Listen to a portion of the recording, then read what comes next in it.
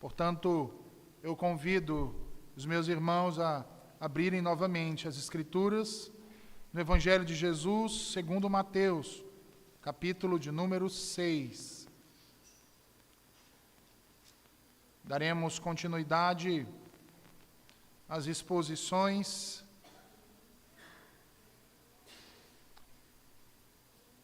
na oração do Senhor. Portanto, vamos fazer uma leitura dos versículos 9 até o versículo 13, mas nos deteremos hoje na exposição da segunda petição.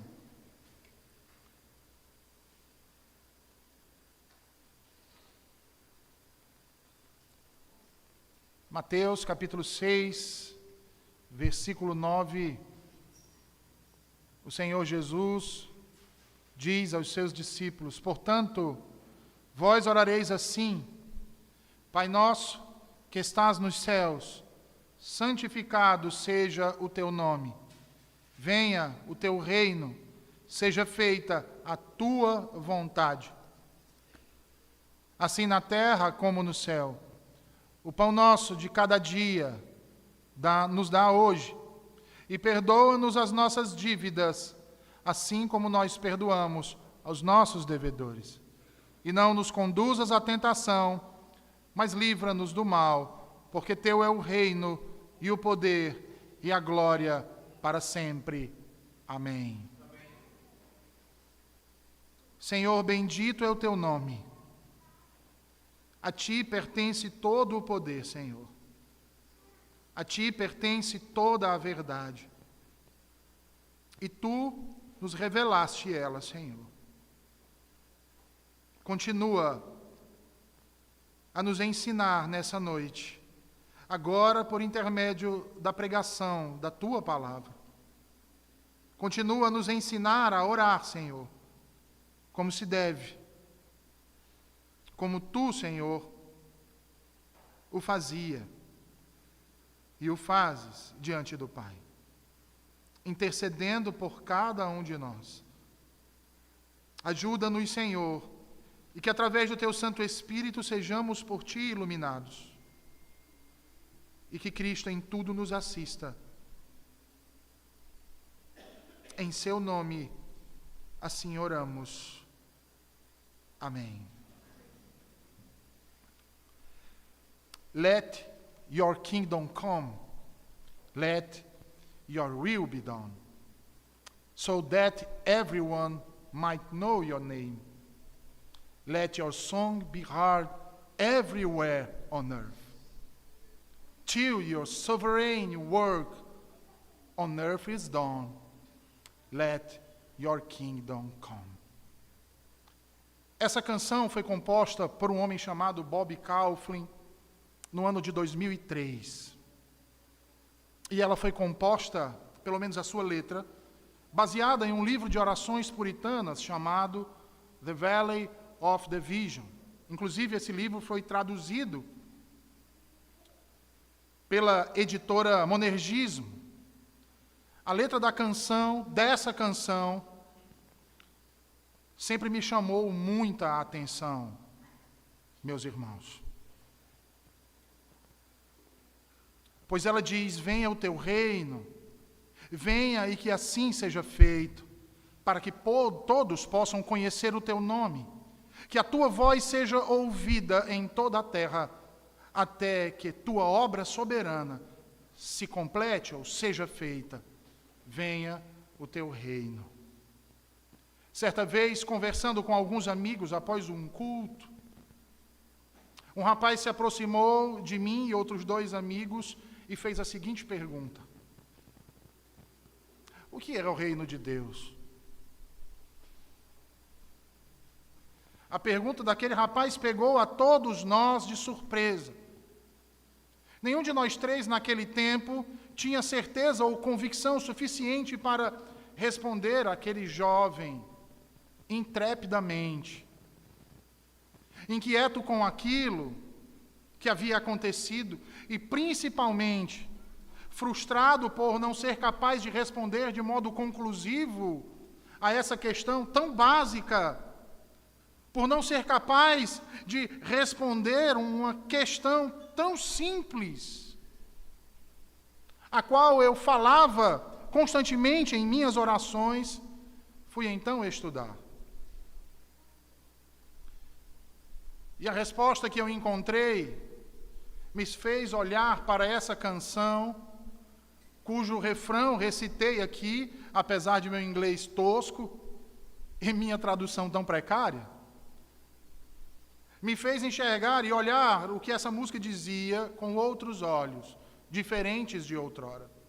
Se antes admirava a sua melodia e até mesmo a sua letra, agora passava a me deleitar com os versos dessa canção, que de um modo tão simples, respondia de forma tão sublime e coerente a pergunta que aquele jovem havia feito para mim e meus dois amigos. Pergunta essa que eu faço a vocês hoje, uma vez que o Senhor Jesus nos ensina a rogar ao Pai: venha o teu reino. O que é o reino de Deus, meus irmãos? E por que devemos pedir ao Pai que Ele venha? Em primeiro lugar, é preciso saber que esse reino que Jesus nos ensina a pedir ao Pai que venha, não se trata daquele reino que, de um modo geral, diz respeito ao poder e à soberania absolutos de Deus, por meio dos quais Ele estabeleceu o seu trono e governa todas as coisas, no céu, na terra e até mesmo no inferno, como descreve o salmista no Salmo 113, versículo 19. Este reino geral está sobre nós, sempre, em todo lugar. Nenhuma criatura pode se excusar dele, pode se omitir dele, como também nada pode fazer, senão aquilo que aquele que está sentado no trono quer ou concede. Pois como diz Daniel, no capítulo 4 e versículo 35, todos os moradores da terra são por ele reputados em nada, e segundo a sua vontade, ele opera com o exército do céu, e os moradores da terra, não há quem lhe possa deter a mão, nem lhe dizer: que fazes? Então, por que reino oramos que venha?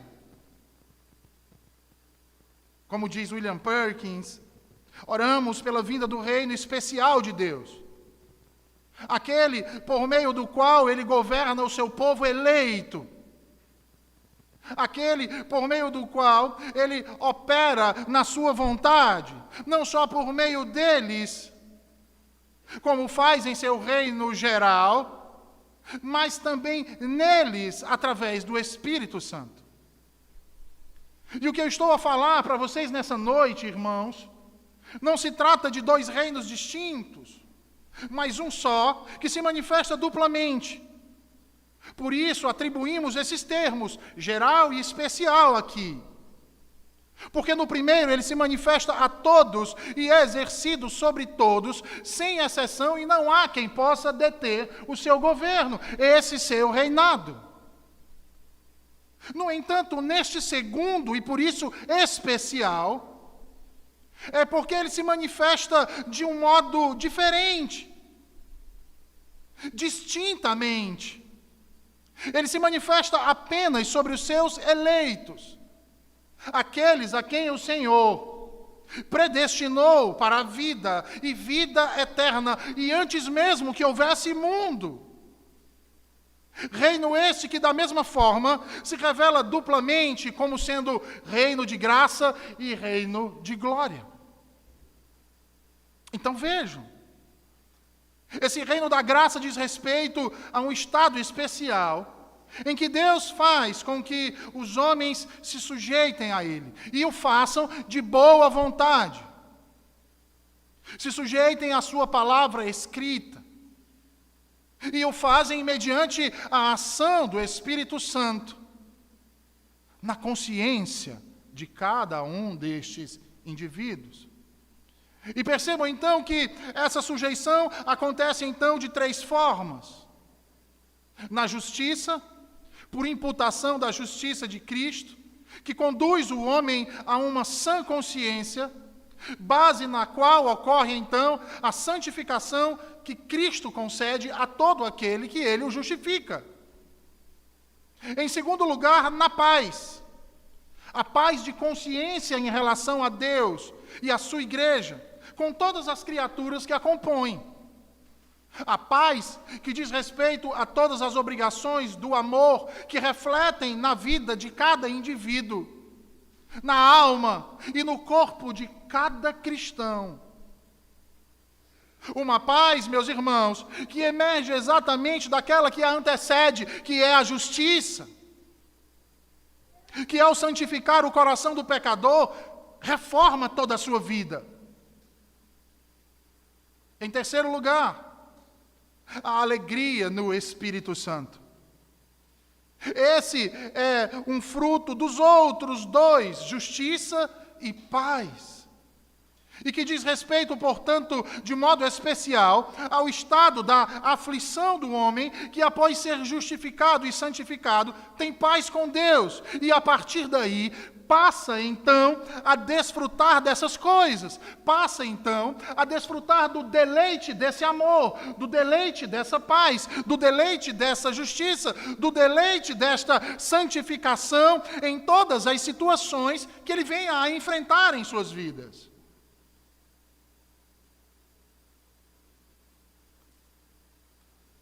E embora sejamos muitas vezes, meus irmãos, afligidos por grandes tribulações e passemos por terríveis aflições por causa de Cristo e do seu Evangelho, não nos entristecemos, não nos desesperamos.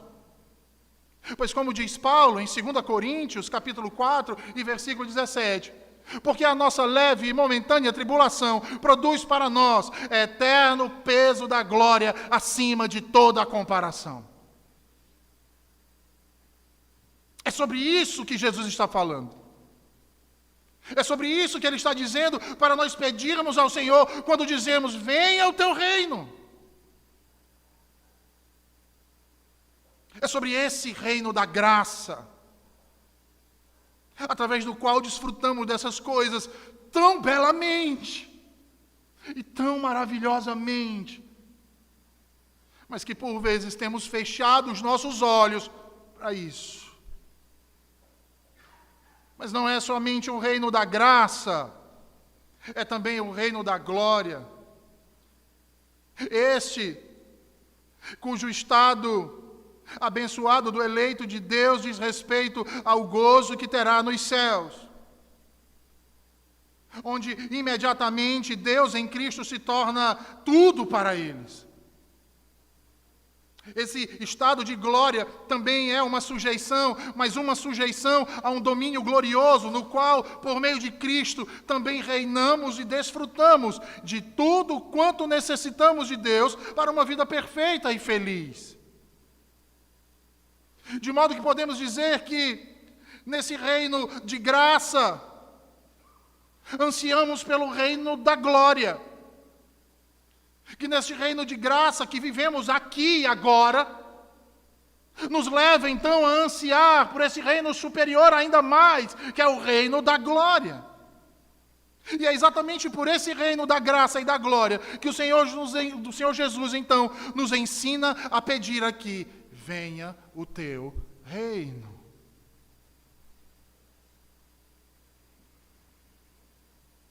E vejam, irmãos, tendo em vista que vivemos em um mundo cujo reino dominante é o das trevas, um reino inferior, sim, um reino onde predomina a desordem, onde predomina a iniquidade, onde predomina a injustiça, onde predomina as diferenças sociais, que se impõem muitas vezes. É justo que clamemos, então, pela vinda daquele reino que é superior. Um reino de luz, um reino de ordem, um reino de paz, um reino de santidade, um reino de amor. Um reino onde impera a igualdade, onde predomina a misericórdia. É esse reino que deve vir a nós, homens, ao nosso coração. E é interessante porque o puritano William Perkins diz que isso ocorre de 5 modos distintos, ou 5 formas diferentes. Em primeiro lugar, isso ocorre através dos meios externos de salvação, onde Deus revela a sua graça e favor na pessoa de seu unigênito, Jesus Cristo. Mas como isso é feito? Isso é feito através da pregação do Evangelho. A pregação do Evangelho, que é a mensagem do reino, que foi confirmada com sinais, prodígios e maravilhas, operados pelo Messias, o Cristo de Deus, Jesus nosso Senhor, entre os judeus. É por isso que em Lucas capítulo 11, versículo 20, Jesus diz que é chegado a vocês o reino de Deus. E se você atentar para o que ele vai dizer mais à frente, no capítulo 17, 21, ele diz que esse reino está entre vós. Então, em primeiro lugar, meus irmãos, esse reino deve vir a nós homens, ao nosso coração, através dos meios externos de salvação, através da graça e do favor de Cristo, pela pregação do Evangelho, a mensagem do reino. Em segundo lugar, ou a segunda forma, diz respeito à iluminação da mente, quando o Evangelho é pregado, de modo que o homem passa então a conhecer. E eu digo mais, irmãos, não apenas a conhecer, mas a reconhecer e compreender tudo aquilo que até então lhe era misterioso. Ele passa não apenas a conhecer, mas a reconhecer o mistério da cruz, o mistério do Evangelho de Cristo Jesus, do seu sacrifício, da redenção que lhe é proposta. Em terceiro lugar, ou terceira forma, essa está relacionada à regeneração, à entrada efetiva de graça, que entroniza Cristo no coração do homem por meio de sua palavra e da ação sobrenatural do seu Santo Espírito, no qual este se rende voluntariamente a Ele, prostrado, rendido completamente. Quarto, a quarta forma aponta para o fim desta vida. Aponta para a realidade de quando o corpo desce à cova, mas a alma é levada às alturas. A presença beatífica do nosso Senhor, onde ali ela encontra então o gozo e pode desfrutar daquela glória que lhe foi proposta, da glória do céu, da presença de Deus. E por último, 5, o quinto modo, ou a quinta forma, ocorre então através do juízo final, quando o corpo e a alma, separados pela morte, um desce à cova, o outro é elevado às alturas, a presença de Deus se une novamente, mas agora aperfeiçoado de tal forma a fim de desfrutar daquela glória eterna no reino celeste de novos céus e de nova terra. Essa é a vinda plena e perfeita do reino que o Senhor Jesus nos ensina e nos diz para pedirmos aqui, irmãos. Assim é esta nossa petição ao Pai, que deixe vir a nós, que somos peregrinos e estrangeiros nessa terra. E que Ele nos prepare para isso e nos faça gozar disso, dessas coisas que ainda não desfrutamos. Que nos renove o Espírito, para que possamos então nos sujeitar à Sua vontade, completamente, rendidos e prostrados diante da Sua presença. E que, portanto, nos confirme, tanto na alma quanto em nosso corpo, acerca desse estado em que nos encontramos, para que possamos ansiar por aquele final que virá, que há de vir. Mas para que isso aconteça, irmãos, é necessário também que antes lamentemos por aquilo que ainda nos falta. E busquemos por isso. A grande pergunta, então, que surge a partir disso é: mas o que devemos lamentar? E o que devemos buscar? Veja, temos de lamentar o nosso próprio estado. E qual é o nosso estado? Somos pecadores.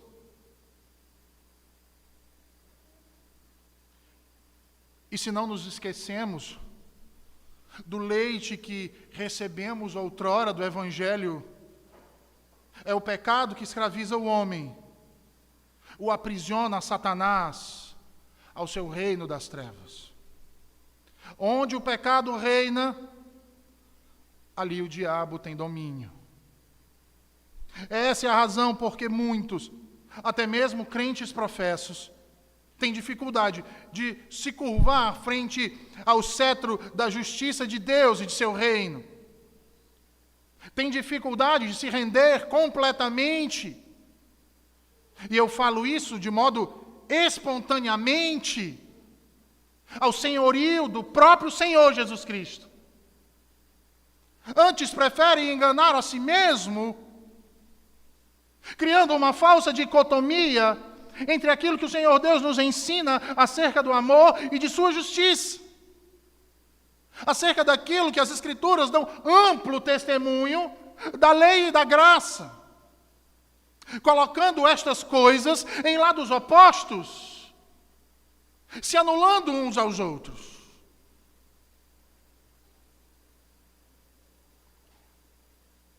Precisamos lamentar o estado em que nos encontramos, irmãos. E eu sei, irmãos, que isso é verdade. Certamente, a realidade de nossa natureza pecaminosa e da corrupção de nosso coração é atenuada para aqueles que foram regenerados pelo Espírito Santo. Mas isso não quer dizer que nos livramos completamente dela. Ainda não. É por isso que Paulo fala em Romanos 7,14. Abram as suas Bíblias em Romanos 7,14, por favor.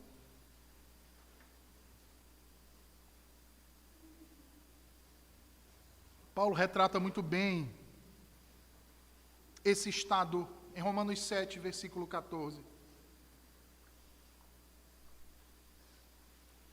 Romanos 7, versículo 14 até o 20.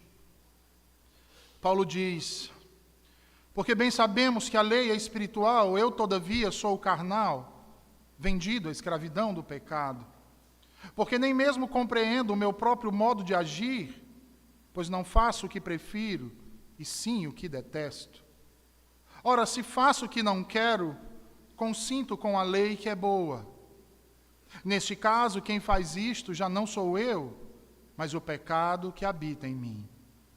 Porque eu sei que em mim, isto é, na minha carne, não habita bem nenhum. Pois o querer o bem está em mim, não, porém, o efetuá-lo. Porque não faço o bem que prefiro, mas o mal que não quero, esse faço. Mas se eu faço o que não quero, já não sou eu quem o faz, e sim o pecado que habita em mim.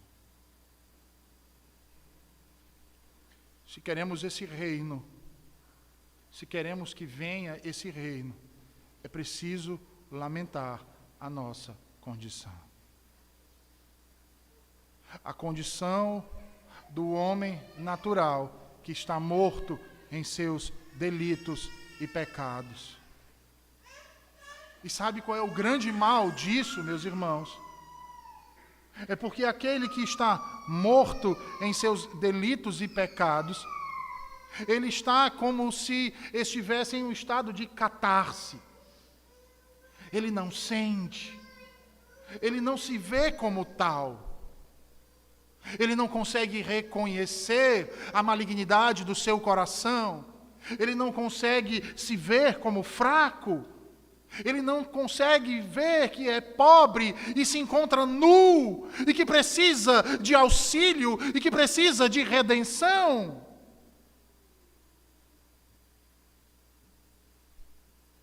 E esse também é o nosso desafio, irmãos. Como cristãos, sentir o peso dos nossos pecados.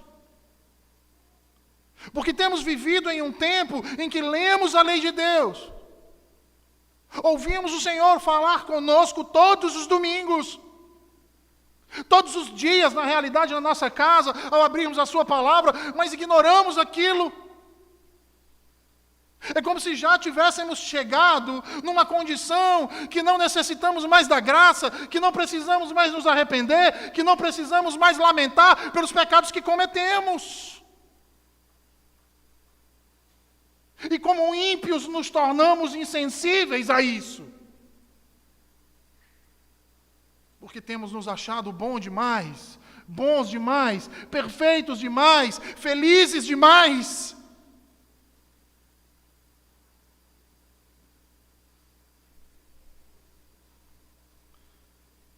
Precisamos sentir o peso dos nossos pecados.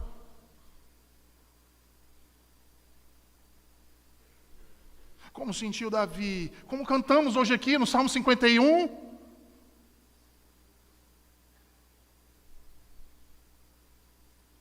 Diante da palavra de Deus, ele percebeu o mal que ele havia feito e sentiu o peso do seu pecado. É por isso que após isso, ele vai passar dias, meses, anos refletindo no que havia feito e como a mão de Deus pesou sobre ele. Quantas angústias o seu pecado lhe trouxe. Mas e nós, irmãos? Temos feito o mesmo?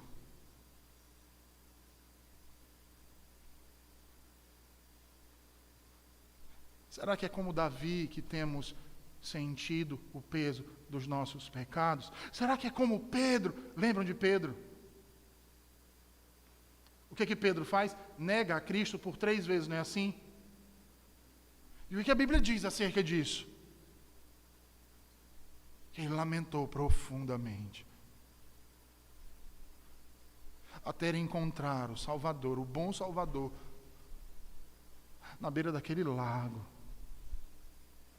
preparando uma refeição. Ele não via a hora de correr para os seus braços e pedir perdão. Sabe por quê, irmãos? Porque o pecado pesou em seu coração. E nós? Meus irmãos, se não sentirmos o peso disso, dessa servidão espiritual do pecado, não nos arrependeremos dele. Entendem?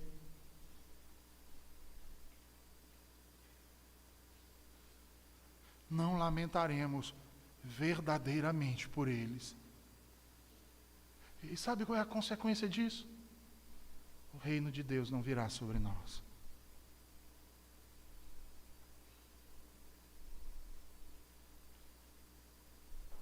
Portanto, temos que a cada dia clamar a Cristo, nosso Senhor, que na lamentação por nossos pecados mostre a sua face como Redentor, como aquele que quebra as correntes que nos aprisionam. que nos fazem permanecer nos mesmos pecados. Clamar para que nos conceda um espírito livre dessas terríveis algemas do pecado em nossas vidas. Clamar que Ele venha erigir em nosso coração seu reino abençoado, através do seu Santo Espírito.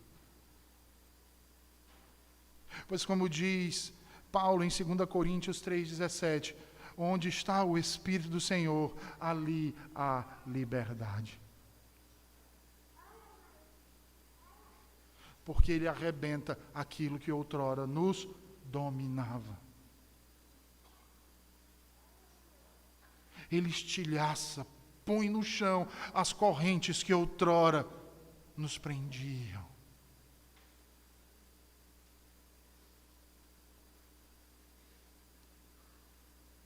Mas não apenas isso, meus irmãos.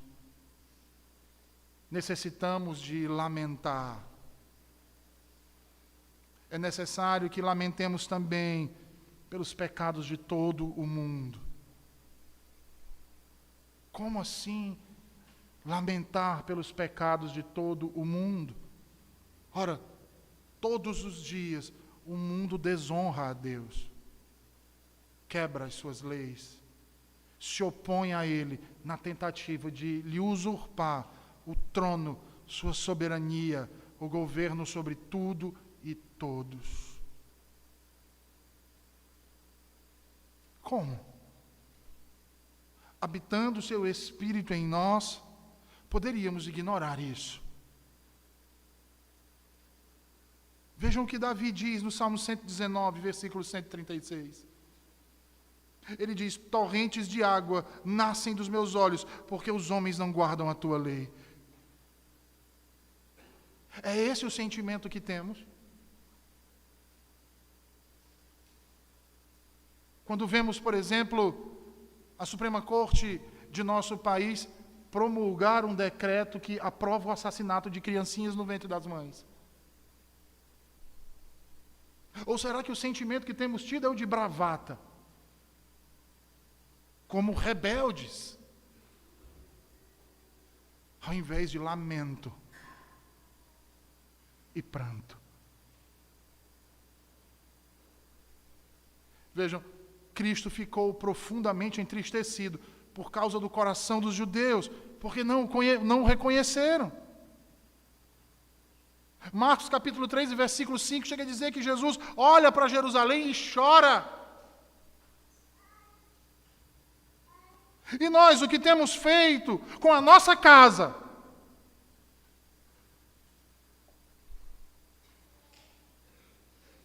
Com a nossa cidade?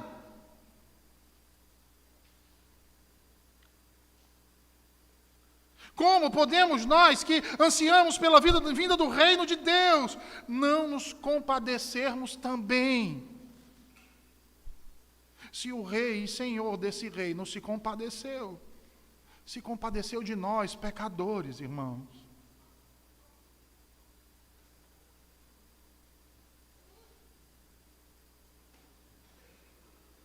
Vejam, assim como Davi e nosso Senhor foram compungidos pelos pecados reinantes de seu tempo, sejamos nós também. Choremos e pranteemos pelos pecados destes. Lamentemos pelos pecados daqueles que profanam e desprezam a palavra de Deus. Pela dureza de coração dos incrédulos. A blasfêmia e indisposição dos sábios de nossos dias. Da inquietação, da crueldade e da indiferença dos soberbos. Lamentemos por aqueles que outrora estiveram entre nós, professaram sua fé, mas não resistiram às tentações de sua carne, não resistiram às tentações do diabo e do mundo e caíram. Pranteemos pelo esvaziamento dos púlpitos, pela relativização da doutrina da igreja, da verdade do evangelho, pela frouxidão de nossos líderes, e pela subserviência de nossos pais. Mas não apenas pranteemos, lamentemos,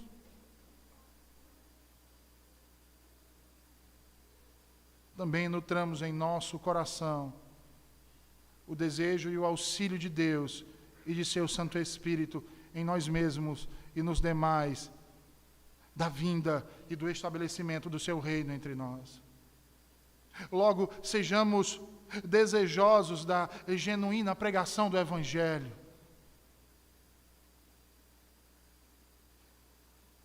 Sejamos desejosos da conversão dos eleitos de Deus, da propagação do Evangelho de Cristo por todo o mundo. Roguemos ao Senhor que ministros fiéis sejam levantados e enviados para os rincões deste vasto mundo, e que proclamem com intrepidez o Evangelho do Reino e estabeleça por onde passarem esse reino. Roguemos ao Senhor para que abra os nossos olhos, os olhos da nossa mente, para que possamos enxergar as maravilhas de sua lei, como enxergou Davi, seu servo. Que as ordenanças do Senhor sejam como bênção em nossas casas, em nossas vidas. E que nos sujeitemos a Cristo em sã e total consciência. Não só naquilo que nos é exterior, mas principalmente naquilo que diz respeito ao âmago do nosso ser. Nos sujeitemos a Cristo literalmente, de mente e coração. Que nossos sentimentos, que a nossa razão e a nossa vontade estejam cativas às de Cristo. Que neguemos a nós mesmos para nos sujeitar ao Senhor de modo pleno e deliberado. Se quisermos que venha o seu reino, nos esforcemos em cada uma dessas coisas, meus irmãos. Sabendo que em tudo isso que fizermos, nada será em vão. E assim, mais uma vez, parafraseando William Perkins, nos orgulhemos do nosso coração humilhado. Nos alegremos por nos tornarmos como criancinhas diante do Senhor, sendo humildes em nós mesmos por meio de conhecimento do nosso pecado e do sentimento de que essa miséria se deve a eles. Confessemos os nossos pecados e os abandonemos para adentrarmos nos portões da graça e da misericórdia de Deus e do seu reino de graça e glória, o reino que oramos pedindo que venha sobre nós. Porque esse reino é um reino de paz. Esse reino é um reino de justiça. Esse reino é um reino de alegria e contentamento. Este reino é um reino de luz, cuja luz a resplandecer é a luz gloriosa de Jesus, nosso Senhor. Um reino que é inigualável, que se sobrepõe a todos os outros. Isso me faz lembrar o que certa vez ouvi um pastor falar. Esse pastor não é aqui do Brasil, e eu o ouvia em uma conferência em que ele pregava exatamente nesse texto. E ele contou uma experiência que teve no início do seu ministério, quando foi chamado para trabalhar como pastor auxiliar numa igreja de refugiados húngaros no oeste de Pensilvânia, uma cidade cuja atividade econômica principal era a siderurgia. Alguém havia doado para a igreja uma bandeira americana. E ele pegou aquela bandeira e a hasteou na capela mor, em frente à bandeira cristã da igreja. Passada uma semana do que ele havia feito, um dos anciãos da igreja, um veterano de guerra, o procurou e disse que sempre que uma bandeira fosse exibida ao lado da bandeira americana, ela deveria ser colocada em uma posição subordinada à da bandeira dos Estados Unidos.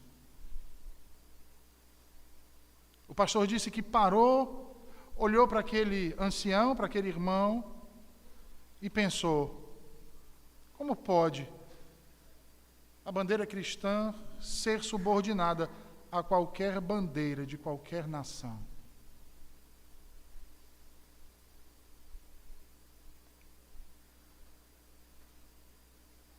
Ele disse: o reino de Deus supera todos os reinos da terra.